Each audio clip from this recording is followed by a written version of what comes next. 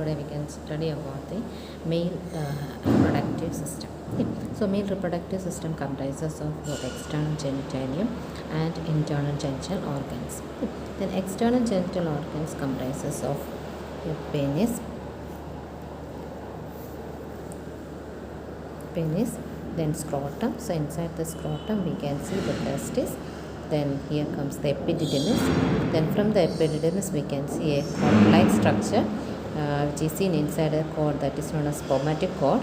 So inside the spermatic cord we can see this one. This is the vas deferens. So this vas deferens then passes through the spermatic cord and it enters into the pelvic cavity. Then inside the pelvic cavity it passes above the urinary bladder and all. Then we can see it reaches the posterior surface of the urinary bladder. Then along with the seminal vesicle it will opens into the prostatic urethra. Yep. So that is vas deferens. Then here we can see this is the seminal vesicle. This is a sac-like structure seen in the posterior aspect of urinary bladder, and this is the prostate gland. Then inside the prostate gland we can see urethra, prostatic urethra. And urethra will passes again downward and it enters into the penis. Urethra. Okay, so these are the female reproductive organs. So first we can study about male reproductive organs. Then male gonad, that is testis. This is the male gonad, testis. Here we can see this is the scrotum. So inside the scrotum there is several layers are there. So inside each several layers we can see a almond shaped structure or male gonad, that is testis. It is homologous with the ovary on the females. Okay, same like ovary in the females, male we can see the testis. Okay, it is suspended in the scrotum by a spermatic cord. This is a spermatic cord, a cord-like structure. So this is the spermatic cord. It is a cut open structure. Here we can see this is the spermatic cord. Okay. So and it is seen inside the scrotal sac. This is the scrotal sac, right and left. This is right and left scrotum. Then the left testis is slightly in the lower position than the right. This is the right one and here comes the left. So it is slightly lower than the right testis. Then the size and shape of the testis. The testis is oval in shape. It is oval in shape and it is compressed from side to side. And it is about 4 cm, 3.75 to 4 cm in length.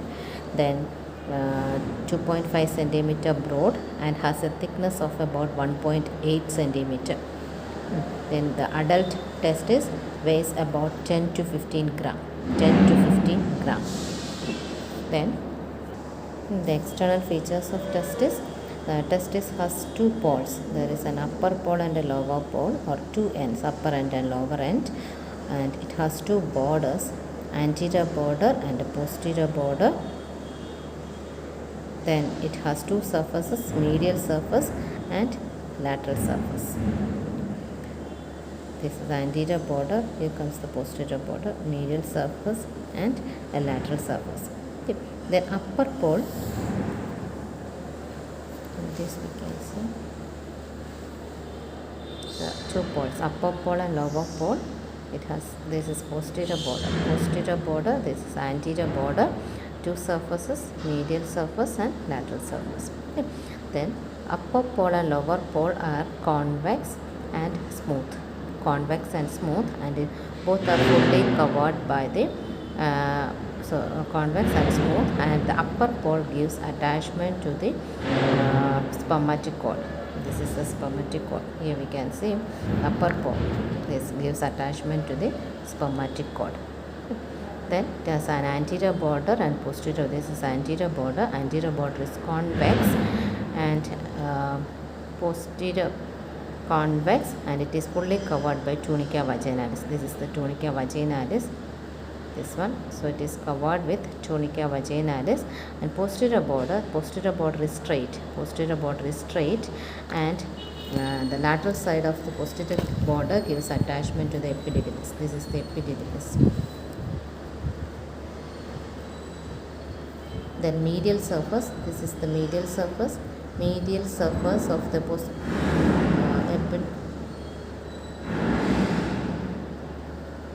medial and lateral surface both are convex. Medial surface and lateral surface are convex and smooth.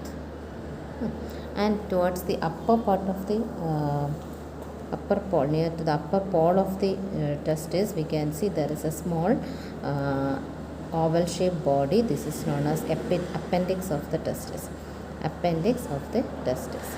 This is the remnant of a paramesonophrenic duct, developmental remnant. Then coverings of the testis. Then next is coverings of testis. So testis is covered by externally by the all layers of the scrotum, and it also has testis has its own 3 layers of coverings. First we will see the first layers of scrotum. External, this is the skin of the scrotum. Then next to the skin we can see there is a superficial fascia which contains the dartos muscle, and inside that there will be an external spermatic fascia. Then there is this one, there is the cremasteric muscle and fascia, and inside that there will be an internal spermatic fascia. Then we can see next to the internal spermatic fascia there will be 3 layers of the testis. The 3 layers of 3 coverings of the testis. That outer covering is the tunica vaginalis, then tunica vaginalis, then deep to the tunica vaginalis comes the tunica. So in this picture we can make out the different layers. So these are the 3 layers of the testis. Here we can see this color. These are the 2 layers of tunica albuginea. There is a parietal layer and also there is a visceral layer. So between the 2 layers there is a cavity between the 2 layers of the tunica vaginalis. Then deep to the tunica vaginalis, this is the tunica albuginea. Yeah. And deep to the tunica albuginea, within the each lobes we can see reddish color. This is the tunica vasculosa, the innermost layer, vascular layer, which contains the blood vessels. So that is seen inside each lobules, inside the testis here, inside the reddish color. So that is tunica vasculosa. So these are the 3 layers, coverings of the testis: tunica vaginalis, tunica albuginea, then tunica vasculosa. So these are the 3 layers of coverings of the testis in addition to the coverings of scrotum. Then the tunica albuginea, this picture we can make out the outer covering. This is the tunica albuginea. The tunica albuginea, when it reaches, it's a dense white fibrous coat covering the testis all around, and it is covered by the visceral layer of the tunica vaginalis. And when it reaches the posterior side, posterior border of the tunica albuginea, here we can see this is the posterior border. Next, near to the tunica posterior border, towards the posterior border of the tunica testis, the tunica albuginea will thicken to form an incomplete vertical septum, that is known as mediastinum testis. Okay. From the mediastinum testis arises a large number of septas. You can see as blue colored portions. Small septas arises from the mediastinum testis and divides the testis into small lobules. Around 200 to 300 lobules can be seen in each testis.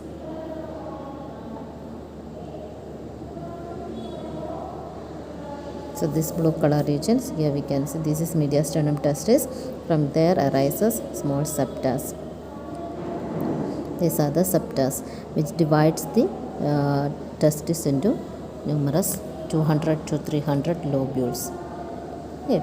Then tunica vasculosa is the innermost layer contained inside each lobule. We can see inside each lobule the vascular layer contains blood vessels. That is tunica vasculosa lining each lobules. it lines each lobule separately. Then structure of the testis. So this is another diagrammatic representation of the testis, and here we can see small lobules of the testis, pyramidal shaped lobules. Apex is seen towards the mediastinum testis, base is towards periphery. Okay, this is one lobule, another lobule, another lobule. Okay, and so the glandular part of the testis is divided into 200 to 300 small lobules, and each lobule contains 2 to 3 seminiferous tubules. Here we can make out seminiferous tubules, highly coiled tubules. Each tubule is highly coiled on itself, and it will be stretched out. It is about 60 centimeter in length. So if we stretch this each tubules, it will be about 60 centimeter in length. And these tubules, when it reaches near the apex of the lobule, it forms as straight tubules.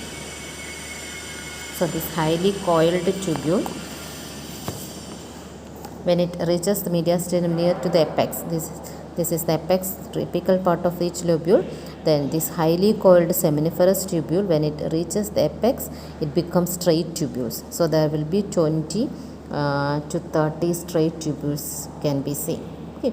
And each straight tubules, again they will anastomose each other within the mediastinum testis. When it enters into the mediastinum testis, these straight tubules again they connect with each other to form a network, anastomose with each other to form a network, and this is known as rectate testis, and forms a rectate testis in the mediastinum testis, inside the mediastinum testis. Okay. Then from the rectate testis arises again straight tubules. They are known as efferent or aberrant ductule, or efferent ductules. Yeah. They arises from the upper pole of the testis. Arises from the upper pole of the testis and enters into the head of the epididymis. This is the epididymis, so it enters into the head of the epididymis. And each within the epididymis, these tubules again become highly coiled on itself, and they join together, and they forms the head of the testis, epididymis, head of the epididymis, and then it forms enters into the head. After reaching the head of the epididymis, these tubules when end into a single tube, it forms a single tube, and the single tube, here we can make out. So here we can see so many ductules inside the head. This is the head region of the epididymis, and they coil together and they form as only one tubule, and this tubule again it become highly coiled, and this part forms the body and tail of the epididymis. So only the body and tail, where only one tubule can be seen, it will be highly coiled. Then it forms at the end of the duct, a single duct. It forms a single duct which is highly coiled and forms the body and tail of the epididymis, and it continues with the ductus deferens. It continues after the tail, it will be continuous as a ductus deferens. This is the ductus deferens. So say single duct, one single duct emerges from the head of the epididymis. So this is the head of the epididymis, this is the body of the epididymis, and here comes the tail of the epididymis. In this picture we can make out, this is the head region, head of the epididymis, this is the body of the epididymis, body. Okay. Then coming to the blood supply of testis. The blood supply, arterial supply is by the testicular artery. It is supplied by testicular artery. In this picture we can see one artery is coming down through the spermatic cord. See, this is the testicular artery. Then and venous drainage, there will be so many veins arises from the testis, and it forms palmiform plexus. Here we can see palmiform plexus, and this from the palmiform plexus arises from the pamniform plexus arises few veins which forms around the testicular artery, surrounds the testicular artery, and it joins together to form 4 veins finally, and it passes through this is the superficial inguinal ring. So inguinal ring is in the abdomen, lower part of the abdomen. It enters into the inguinal ring. It forms 4 veins. It forms 4 veins. Then this is another diagrammatic representation. So this is superficial inguinal ring. When it reaches the superficial inguinal ring, the plexus will form 4 veins. Then it passes through the inguinal canal. When it reaches the deep inguinal ring, it becomes 2 veins. Then these 2 veins join together to form 1 vein. Okay, and in the left side, the left testicular vein drains into the left renal vein, but in the right side, the right testicular vein directly drains into the inferior vena cava. This is inferior vena cava. On the right side directly it drains into the inferior vena cava. Then so in this picture we can make out, this is our right and left testis. Here we can make out the plexus. It forms the pamniform plexus of veins. Then it enters into the superficial inguinal ring. It becomes 4 veins. Then when it enters into the deep inguinal ring, it forms the 2 veins. The 2 veins then again join together to form only 1 vein, and in the left side it will be going to the left renal vein, and in the right side, this is the right side, we can see it is going into the directly into the inferior vena cava. And coming to the, this is out along, we can see the testicular artery also. Both are the branches of aorta. Here we can see this is the left, this is the right. Okay, then that is the arterial supply. Then coming to the venous drainage, then the lymphatic drainage, the lymphatic vessels from the testis will passes along with this testicular arteries and vein, and it drains into the pre-aortic and para-aortic lymph nodes, group of lymph nodes. Here these are the pre-aortic lymph nodes. So it drains into the pre-aortic and para-aortic lymph nodes. Then nerve supply. The sympathetic and parasympathetic. Sympathetic nerves arises from the T10 segments. Arises from here. It arises from the T10 segments, and they passes through the renal and aortic plexus. These are the renal aortic plexus. Here we can see these are the renal plexus here. Aortic plexus and renal plexus. Then nerves reaches the testis, the sympathetic and parasympathetic. Then coming to the histology of testis. Then coming to the histology of the testis. So this is the section, you can see outermost here this is the tunica albuginea, and inside that this portion, this is the tunica vasculosa, albuginea vasculosa, and we can see this testis is from the albuginea arises the septum, which divides the testis into small lobules. So it's this is one septum. Here we can see one more septum. Also this is one lobule. So inside the lobule we can see seminiferous tubules. So these are the cross sections of the seminiferous tubule. So maybe different sections of one tubule can be seen, and this, if we are taking the deep between the seminiferous tubule, these are the cross sections of the seminiferous tubule. In between we can see some cells. They are known as Leydig cells, interstitial cells of Leyding's. Leydig cells can be seen. So they are the interstitial cells are the endocrine cells of the testis, and they secrete the testosterone. And these cells will secrete the testosterone. And we can, if we are looking into the each cross section of the seminiferous tubule, we can see there are different stages of the spermatogenesis. Different stages of spermatogenesis can be seen, and it is lined with germinal epithelium. It is lined with germinal epithelium. This is magnified view of one cross section. Here we can see there will be on it different Sertoli cells. Here we can see large nucleus. So this is one Sertoli cell. Yeah, and here also we can see one Sertoli cells and the Sertoli cells. So this is another view of a Sertoli cell. Okay. So this is a Sertoli cell. We can make out this one.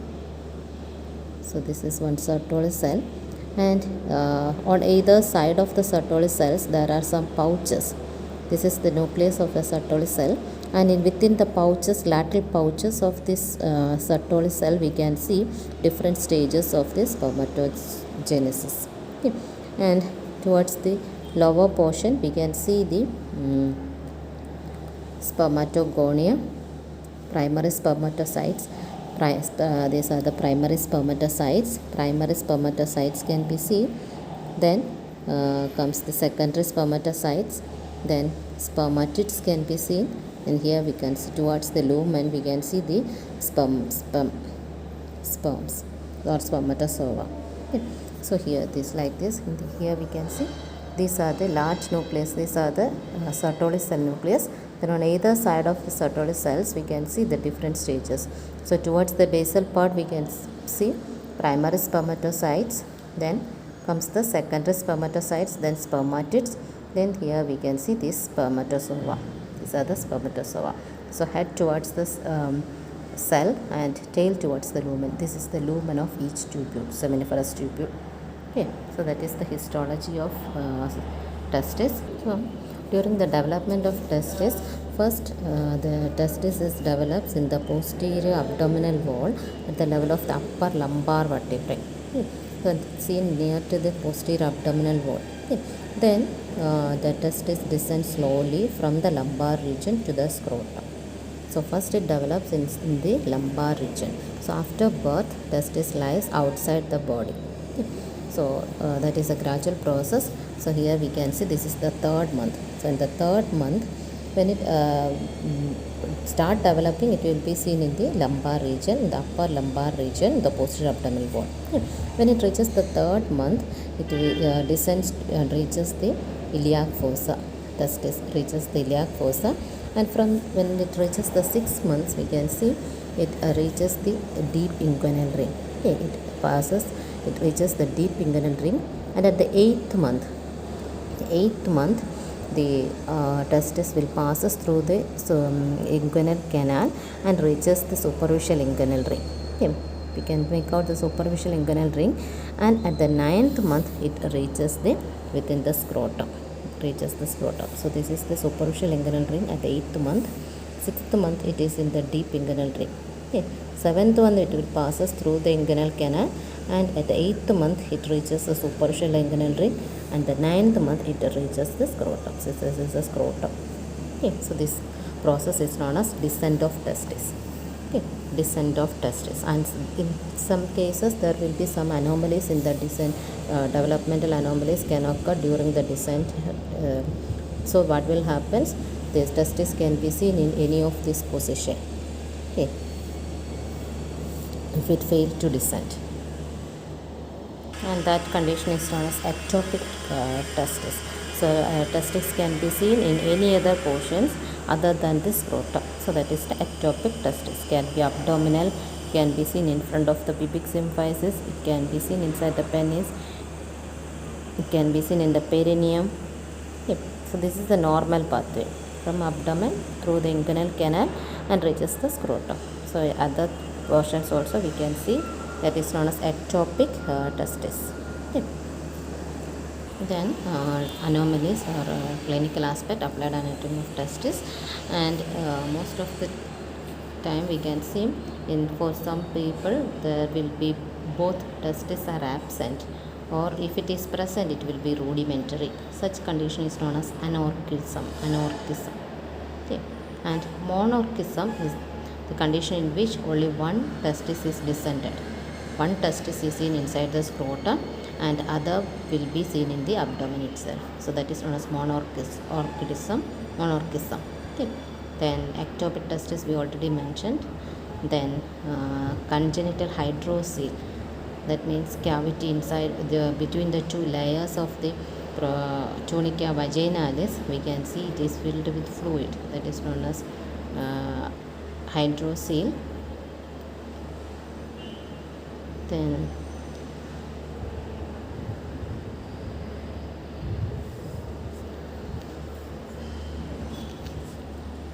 cryptorchidism. Cryptorchidism means failure of descent of the testis. That condition is known as a result in the absence of one or both testes, and that is known as cryptorchidism. Okay, cryptorchidism. Then hermaphroditism, it is the condition in which an individual shows both the features of the male and the female characters.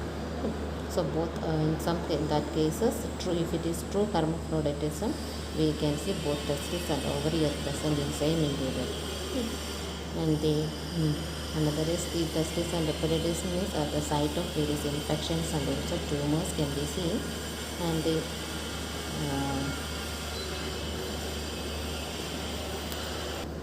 so that's all about the testis.